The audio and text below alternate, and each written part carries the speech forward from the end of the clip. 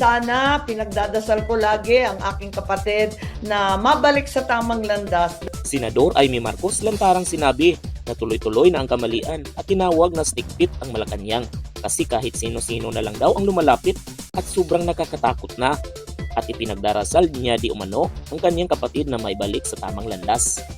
Nung panahon ng tatay ko yun, kasi kung ano-ano ang kung sino-sino lumalapit, kanya-kanyang agenda, ngayon ang nangyayari talaga nakakatakot. Kaya sana pinagdadasal ko lagi ang aking kapatid na mabalik sa tamang landas dahil hindi na tama itong mga pangyayari, itong politika na mapang-api, mangpahigante, hindi na siya ayos. Tutukan natin ang problema ng mamamayan. Balikan natin ang ating tungkulin. Hindi di umano sila nagkaroon ng panahon na mag-usap dahil sa daming nakapaligid at humaharang.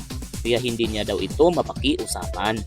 Sadly, marami nang nakapaligid at hinaharang talaga ang pag-uusap-usap namin. Malungkot ako dito talaga, hindi ko pinagmamalaki itong mga pangyayari.